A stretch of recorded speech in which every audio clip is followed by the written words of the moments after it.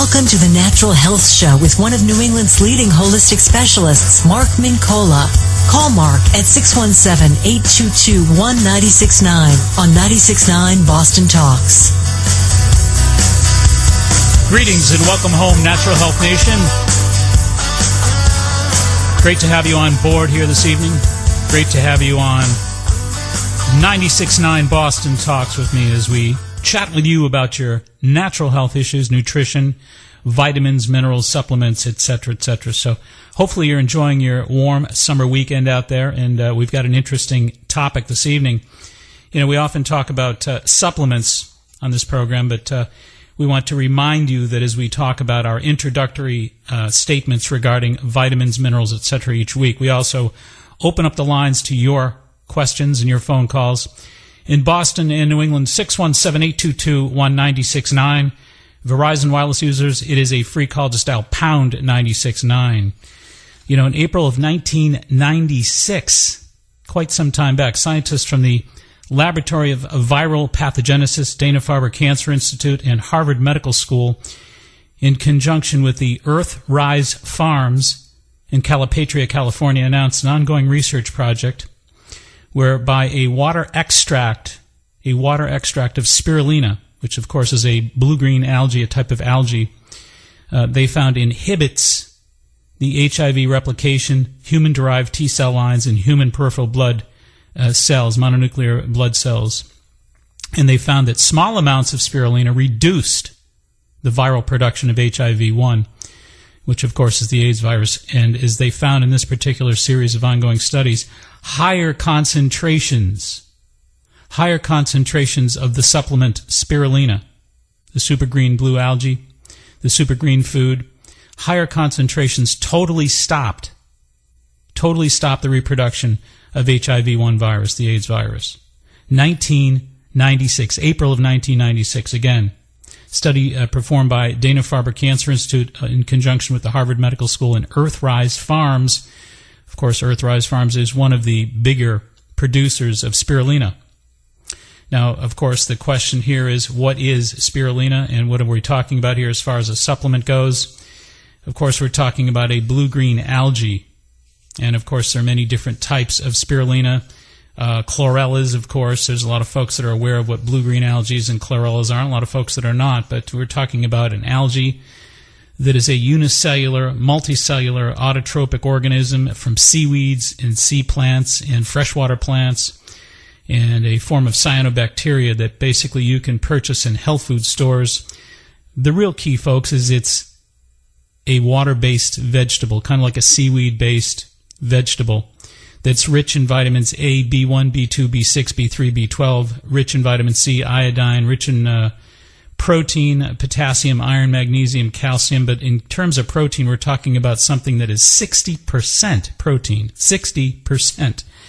Among all potential foods on planet Earth, it is the highest in protein of virtually all foods out there per concentration, per weight. It is an antioxidant. It's an anti-free radical. It's an alkalizer. It increases hemoglobin. It produces alginic acid, which antagonizes toxins and toxic heavy metals and PCBs and pesticides. It's an immune stimulant of T cells and macrophages. It balances blood sugar. It has been found to neutralize the presence of herpetic viruses, lower cholesterol, enhance energy, etc., etc. So, you know, again, we've got a remarkable health food product out there that so few people know about. Once again, when you talk about a study that goes back as far as 1996 that virtually nobody knows about, that clearly indicates that this over-the-counter supplement, this super green food called spirulina, is able to actually stop the replication of the AIDS virus. Again, as far back as 1996. Who knows about it? Very few. Who talks about it? Almost no one. The key here really is that there are many remarkable studies, many of which have been done overseas in places like Japan and Australia, etc. In 1998, Japanese researchers found that spirulina isolates reduced the metastases of B16 and BL6 melanoma cell lines, inhibiting tumor invasion. That goes back to 1998, and that's Japanese research on spirulina. Once again, the folks out there that are not familiar with what we're talking about a supplement that you can purchase at virtually any health food store. It's a remarkably inexpensive protein, and again, it is about 60% vegetable-based protein, highly concentrated protein with all of the abundance of vitamin A, all the B-complex vitamins. It's been studied repeatedly and is continually studied in this world of ours. University of California, Davis School of Medicine published a Journal of Medicinal Food study in the year 2000 demonstrating that spirulina was able to raise immune cytokines almost 14 times, raising your immune properties, folks, 14 times. That's remarkable. Remarkable how these studies have indicated that the anti-cancer properties, the antiviral properties, the anti-herpetic properties, and the ability to raise immune cytokines such as interferon 14 times the norm. Interleukin, IL-1, and beta more than 3 times. Basal levels, of course, are what we're talking about here. 2 to 3 times as far as the interleukins, and as far as the interferon, 14 times the beta levels. Remarkable. And again, we're here to talk to you about a variety of topics each and every Sunday night here on the Natural Health Show. But we welcome your calls, as we said earlier, on virtually any natural health-related topic in Boston, New England, 617-822-1969. Verizon Wireless users, it is a free call. Just dial pound 969. And we're happy to take your questions regarding anything, virtually all things natural medicine, all things vitamins, etc. We'll be right back after these messages with your calls. Alrighty, welcome back. And Amy from Auburn, welcome to the Natural Health Show. You're on 96.9 Boston Talks. Amy, are you out there? Amy, hello. I have a question. Go right ahead. Okay, my husband's being treated for hepatitis, and I was just listening to you talk about the spirulina. Right. He's taking some medications injected and pills and everything else. He's taking a lot of medications. And he's actually at the ER as we speak because he's having a lot of nausea and loss of appetite. He's drained. He has no energy. And I'm wondering if this would be a great thing for him. Well, there's no question about that. In fact, you will find, if you do a little bit of Google searching, there are a number of different remarkable studies that have been published regarding hepatitis C and spirulina, or the blue-green algae, the chlorellas. They're all basically, essentially, kissing cousins are those natural supplements. They're all pretty much the same thing. A lot of research done at Beltsville Human Research Center down in Maryland. A lot of research done at Oregon State. About the ability to produce natural killer cells and antagonize viruses, enhance immunity from the T cell perspective. So no question about it. You generally are going to find the therapeutic doses of these recommended up around 5,000 milligrams. And it sounds like a lot. That's not a lot, because you're going to find one of the things that I recommend is the Solgar makes a terrific Hawaiian spirulina, a really superb Hawaiian spirulina. And that's 750 milligrams, so you can easily figure out if you take 2 of those, you're at 1,500. So you may want to think in terms of having him use the Solgar brand Hawaiian spirulina, 2 with meals, 2 breakfast, 2 lunch, 2 dinner. I think that'd be more than enough. Oh, awesome. Okay, well, we'll give that a try. Absolutely, and make sure he eats properly, of course. Yeah, well, that's the problem right now, is he can't eat properly because he has no appetite. Well, I think the spirulina is really having a hard time. Yeah, I think that's going to probably turn around a little bit once you start nutrifying those cells a little bit and oxygenating those cells a little bit with some of the hemoglobin chlorophyll that he's going to get with the spirulina. So you may see that turn around if indeed you do. Make sure he does get the good food down the hatch. And specifically, you want to avoid arginine foods too. You go on the internet. You can do some searching about foods that are rich in arginine. Arginine-rich foods. That's an amino acid that feeds viruses. So that's something to avoid. Something to avoid: corn products, peanuts, any of the high arginine foods, egg yolks. Be careful of those 3 in particular. All right. Oh no, it sounds like all his favorites. Well, you don't want. That explains why he's in the boat he's in. You don't want to be a good host. Okay, well, I will write all this down and give him that info. Great. Take care of yourself. Let us know how you do with them. Thanks a lot. All right, you bet. Bye. Bye-bye. All right, again, in Boston and New England, 617-822-1969. Verizon Wireless users, it's a free call. Just dial pound 969. We're here with your questions regarding natural health issues. We've got Matt on the line from Burlington. Welcome to 96.9 Boston Talk. You're on the Natural Health Show. Mr. McCullough, how are you? Terrific. How are you? Very good. Good show. Very interesting about the spirulina, but I'd like to switch gears on you for a second, if I could.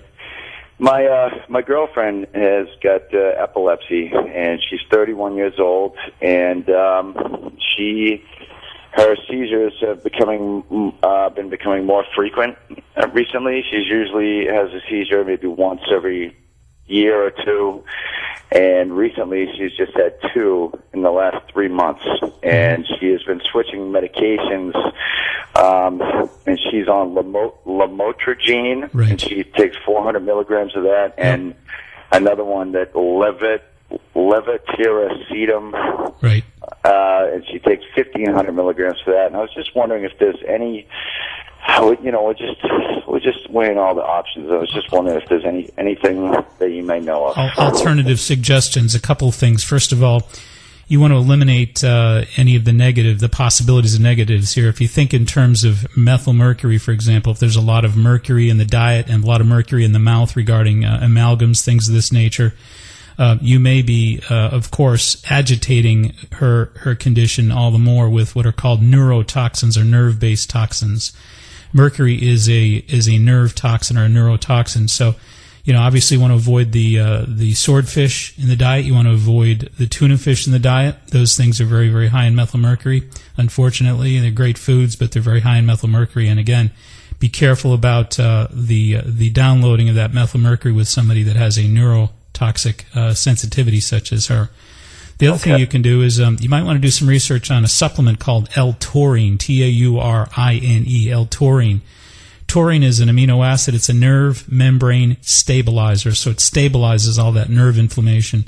And it's real safe to use. You don't want to use it in conjunction with the medications. You want to think about it, research it, think about it as an alternative. I don't think we want to converge these medications in one fell swoop. That's probably not a great idea.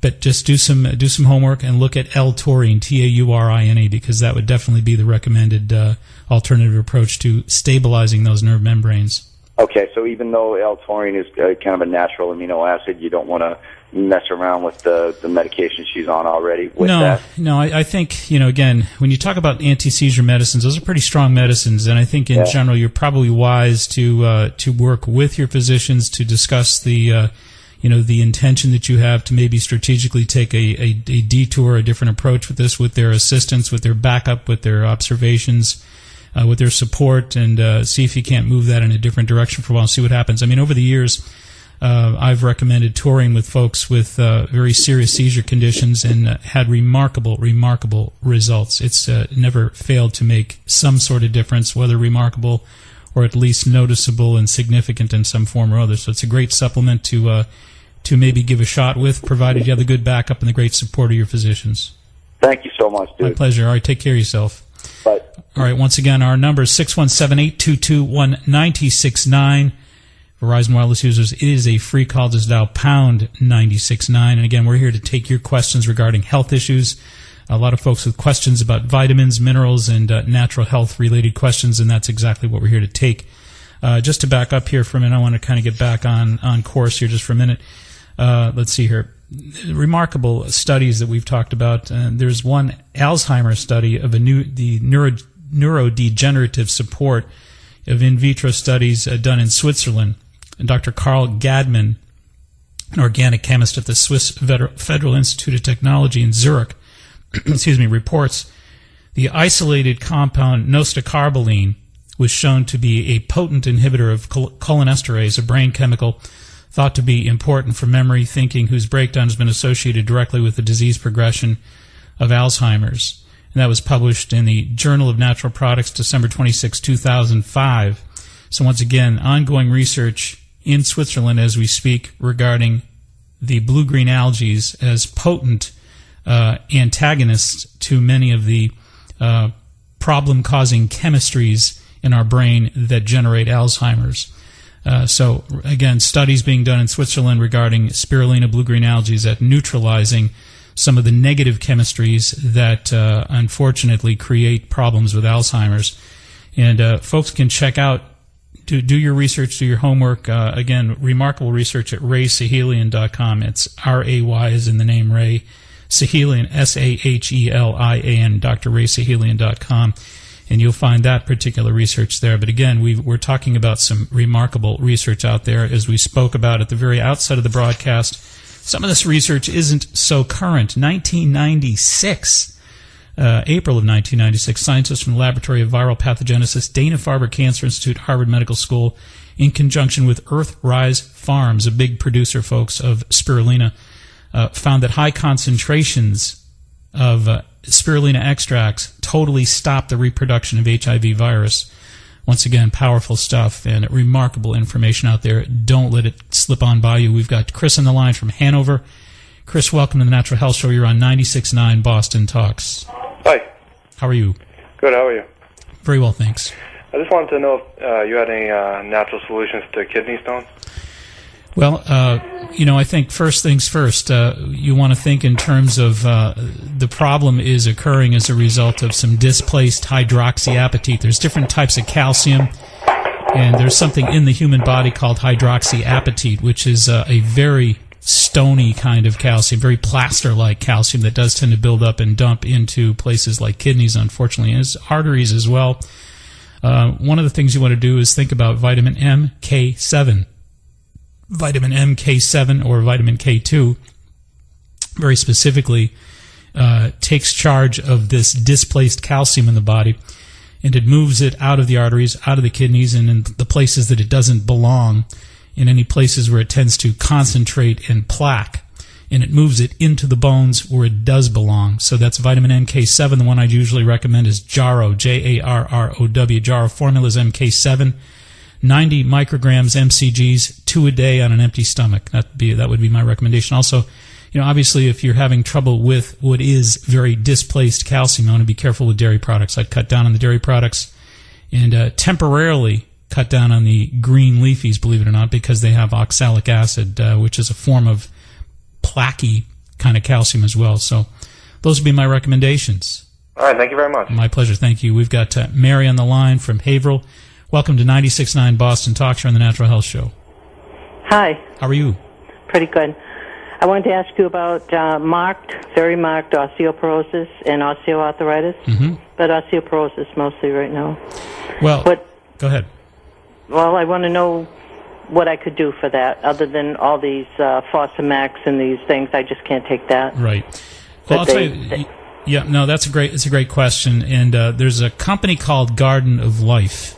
And Jordan Rich is the CEO of Garden of Life. He's been on the show in the past, and we've done interviews with him, and he's got a product called Grow Bone. And the Garden of Life Grow Bone program is pretty amazing. He actually has a sort of a guarantee with the program, and he says, look, if you save your bone scans, save the receipt from your bone scan, whatever it cost.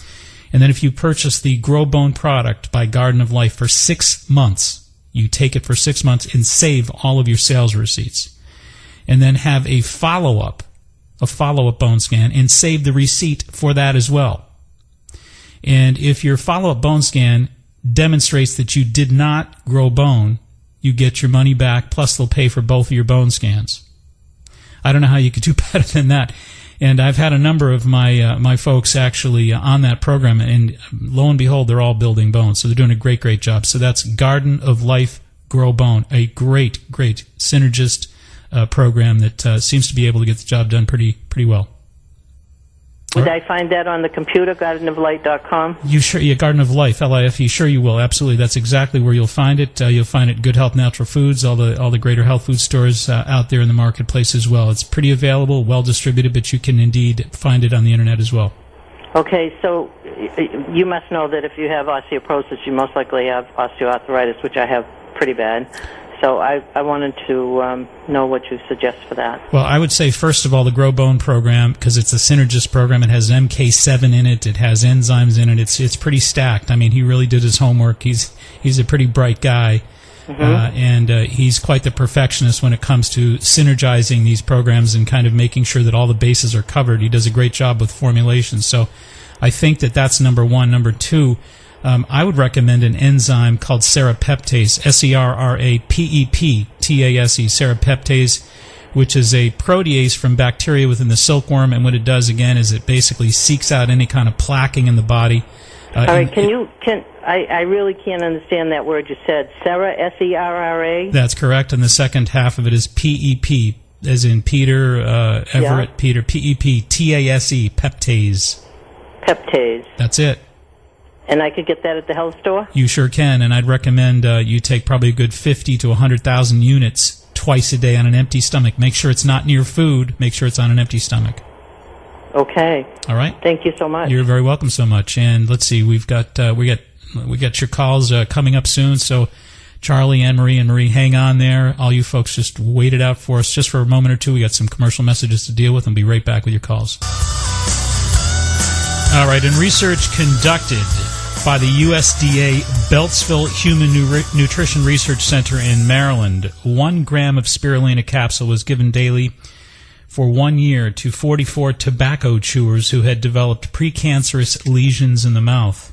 Complete regression of lesions was observed in 45%, 20 of the 44 tobacco chewers within 1 year. So again, study after study, plenty of them. Obviously, we're talking about the potential to enhance immunity in a variety of different mechanisms. And let's see here, we've got Marie on the line from Upton. Welcome to 96.9 Boston Talks. You're on the Natural Health Show. Hello, Marie. Lyme disease. And it's caused me to be very tired and have some arthritic conditions, and I just didn't know if there was anything that you could recommend me to take. Well, a couple things. First of all, there have been a lot of studies that have indicated that it's really important to make sure that your zinc levels are in balance with your copper levels. Zinc and copper are two minerals that work together, and a lot of research indicates that when there's an imbalance, a marked imbalance between zinc and copper, that there is an antibiotic resistance response, and that if you want your antibiotics to be more resistant, or I should say more responsive rather, then you want to make sure that your zinc and your copper levels are balanced. Generally speaking, your zinc tends to run a lot higher than your copper. So one of the things you might want to do if you're taking antibiotics for Lyme disease is just take 2 milligrams of copper chelate, C-H-E-L-A-T-E, and to do that just 3 times a week. You don't need it every day, just maybe 2 or 3 times a week on a Monday, Wednesday, Friday with food. And I think you'll find that your antibiotics really spark up in terms of their effectiveness. Number 2, there's a product actually called Nutricillin, Nutricillin, Nutricillin. It's almost like penicillin, but Nutricillin. And I'd recommend 3 of those a day. I'd also suggest that your diet really eliminates virtually all fermented foods, so no vinegar, no marinated foods. You want to be very, very careful about peanuts. You want to be very careful about any kind of aged or blue cheeses, things of this nature. So avoid the fermented, yeasted kind of foods. A lot of yeasty bread you'd be careful of those as well. I think if you do those 2 or 3 things, you'll make a big difference. Well, thank you very much. I appreciate it. Best wishes to you. And we've got Anne-Marie on the line from Plainville. Welcome to 96.9 Boston Talks. You're on the Natural Health Show. Hi, Mark. How are you? Very well, thanks. That's good. I have a question for you. I had some blood work done, and my vitamin B12 was good. I was like number 747, and that's in range, and in range was 211 to 911. Right. But my ferritin was also in range but low. Yep. That's supposed to be 10 to 291. Yep. And I was told to pick up an iron medicine to get that higher, an iron supplement. Yep. Can you recommend one? Yes. There's something called Floradix. Floradix is actually there are 2 different types of Floradix, Floradix, and they're iron in liquid form, so they don't require digestion. They're 96% assimilatable according to their research. Where you're talking an average of 20% assimilatable with most tablets. The most absorbable are generally again, there's a yeast-free Floradix. I can't think of the name of it right now, but there's only 2 of them, and one is just called Floradix, and the other one is the yeast-free version of Floradix. That's the one that you want. And I think it's 2 teaspoons twice a day is the suggested dosage on that. And again, it's 96% assimilatable, so that should get the job done for you. Okay. Do you know anything? Do you know of a name called Gentle iron? Yeah, gentle iron is called bisglycinate. There's a number of different companies that make a gentle iron. Bisglycinate is what it is. It's, again, pretty absorbable, but it's not as absorbable as the liquid fluoridics. Again, that's 96% absorbable. The bisglycinate's about 50 or 60% absorbable. Okay, great. All right. Take care of yourself. Thanks for calling. Thank you. All right. Bye-bye. Bye-bye. Again, our telephone numbers in Boston and New England, 617-822-1969. Verizon Wireless users, it is a free call. Just dial pound 969. We're here for your questions regarding natural health. And we've got Charlie on the line from Georgetown. Welcome to 96.9 Boston Talks. You're on the Natural Health Show. Good afternoon, Mark. I enjoy your show very much. Thank you, Charlie. Yeah. I have two things if we have time. The first thing is I have to, after I eat a meal, particularly breakfast, my nose starts running. I have to blow my nose. Right.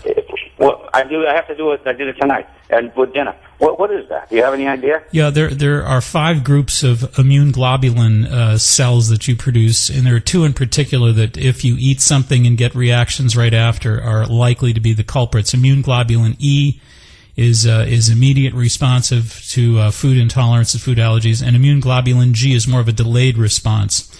It sounds like it might be more immune globulin E, because it seems to happen pretty quickly after you eat something.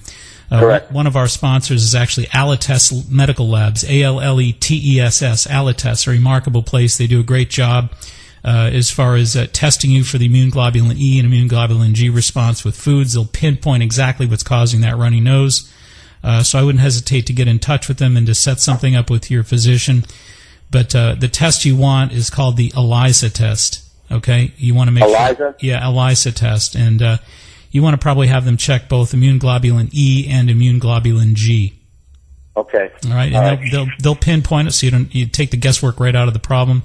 And obviously, you're going to have to avoid those foods for a while, see how you feel, and that's no problem. Eventually, you'll clear those sensitivities, but you got to really pinpoint. You got to have a roadmap, and that's exactly what they'll help you do. And the other issue is a couple of my toes. I've got that fungus on there, and I've taken that medicine years ago before, but it's very expensive, and, you have to watch your liver and enzymes and all that.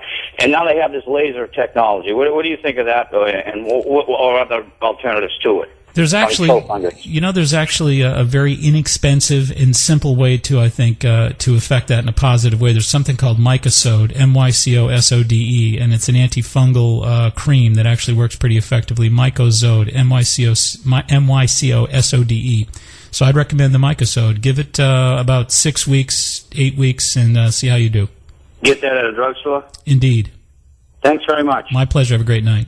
Okay. All right, thank you. And again, our telephone numbers in Boston, New England, 617-822-1969. Verizon Wireless users, it is a free call. Just dial pound 969. And let's see, we've got... let's get somebody who's been waiting it out a little bit here. Let's go to Michelle in Boston, and welcome to 96.9 Boston Talks here on the Natural Health Show. Hi, I have a question regarding night sweats. I've been having night sweats for years now, and I'm only 29, so there's really nothing to do with menopause there. And I've been to a bunch of different doctors over the years, and nothing in my blood work or anything has shown abnormal. So I went to an alternative medicine doctor, and the only thing that he found was a high yeast, and so I went on the Candida diet and on diflucan and nystatin, and that definitely wasn't the cause of them. And I also went to a endocrinologist for hormonal testing. Nothing of that showed, because I did think it was somewhat hormonal, but the hormonal test showed that my hormone levels were normal. So I just wasn't sure if there's anything. I don't have a reason for the night sweats, but if there's anything that I can maybe help to to improve these. Well, let's first of all talk about what might be happening here from the perspective of the studies, or the research rather, any kind of research out there that you look in some of these areas talk about the importance of really looking at things subclinically, meaning that we automatically assume that blood tests are 100% effective, and they're not. They're not going to catch virtually everything, unfortunately. We have that misconception, I think, Michelle. I think it's really important to treat problems subclinically, which means that whether or not it shows up in a blood test, you still have to give attention to where it appears to logically be drawn. So whenever you think about night sweats, for example, regardless of your age, regardless of what your blood tests reveal, I'd say that there's two things you want to be concerned with. Number one is your liver function here. And again, your liver function is probably fine, but there are, again, certain little inflammatory responses that are in the interstitial tissues that are not going to always show up in blood work. So I'd say you want to basically think about using a barberry, for example. I would recommend barberry tincture. Quantum is a good company that makes a really good barberry tincture. And I'd recommend that 20 to 25 drops in 3 ounces of water 3 times a day to increase the ilicin and to increase some of the antioxidants that will stimulate some of your liver function. I think that will probably help out. I also would recommend something called YAM, Y-A-M, which is an herb called diascorea. And again, that's just going to help from the hormonal perspective. And neither of these things are dangerous to take. They're safe. They're available over the counter. And all they're going to do is take some of the pressure off of those obvious areas that are likely the trouble causers. Again, don't automatically assume that the blood tests are going to find everything that you want them to find. Treat things subclinically. And again, from the perspective of real kind of cautious, conservative approaches. And both the yam and the barberry are real conservative over-the-counter supplements that I would not hesitate to give a shot to. Just take recommended doses. Okay, great. Thank you very much. You're very welcome. Bye-bye.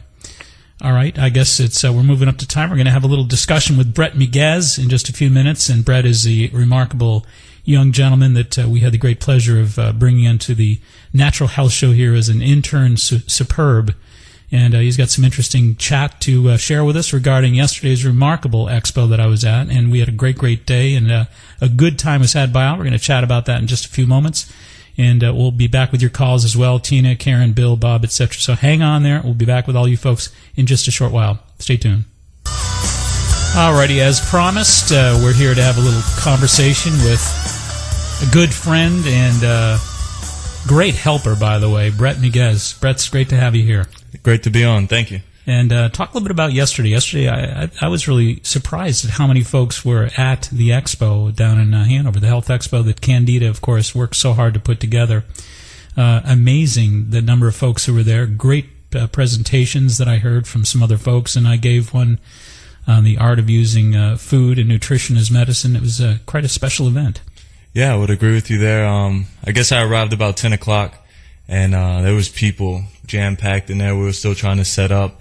I had a variety of goodie bags, and just the vendors overall were really good. Everything from personal training, had a chiropractic, spinal testing, which was pretty neat, non-invasive, and they had a computer screen where the lady just basically followed my spine down, and she was able to pinpoint where areas that I might need improvement. Your speech, which was great as well. We had a good turnout. We didn't even have enough chairs. Well, largely because of the miracles of television and radio. We talked about it, of course, on a Fox 25 segment that I did this past week, and we talk about it here on 96.9, and a lot of folks definitely turned out for it. It was a really terrific talk and a fun time to make that connection with folks out there in the community. And I think Candida deserves a lot of credit here too. She works really hard. For folks that have never been to any of Candida's health expos, they are excellent. She really works very hard. A lot of great help and assistance from people like Brett Miguez, of course, but you guys did a superb job, and a salute goes out to you guys for getting that action together for the community out there. And I think folks learned a great deal about health, about natural medicine, about themselves, and that's really what it's all about.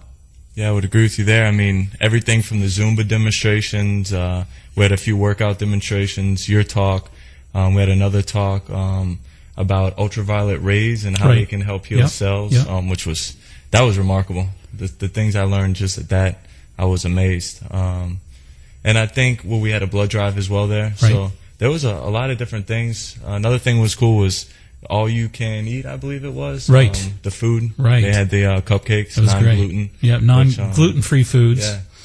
And she has an expo coming up, of course, in September that we've been starting to advertise here on the program.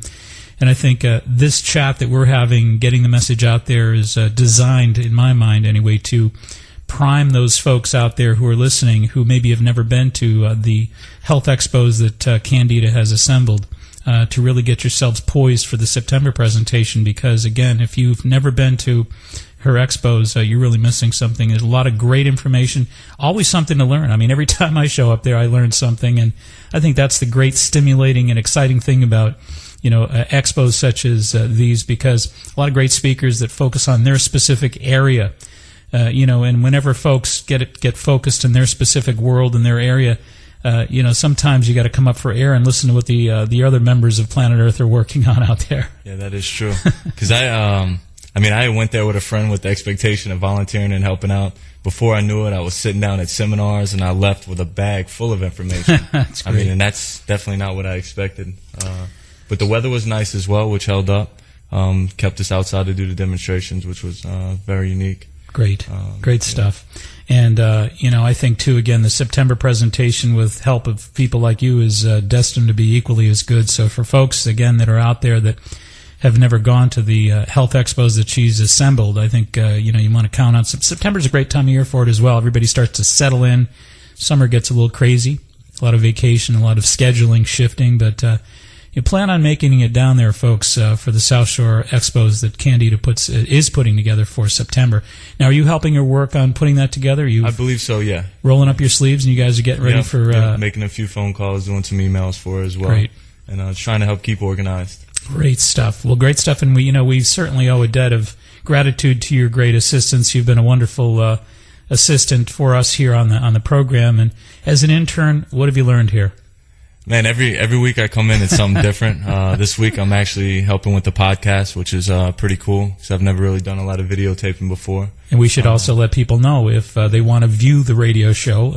We love the fact that you're trusted, tried, and true listeners out there in Natural Health Nation. But if you want to view this and kind of take a peek at what it looks like, you can go to our website at maxhealing.com. That's just one word, maxhealing.com, maxhealing.com, and you'll be able to watch the broadcast. It'll be up probably no later than tomorrow afternoon or so. So you can certainly go on there right away and watch last week's show or the week before's, because they're all archived and stored on there. But so you're helping us with the podcasting this evening, and we keep you pretty busy here. That's for sure.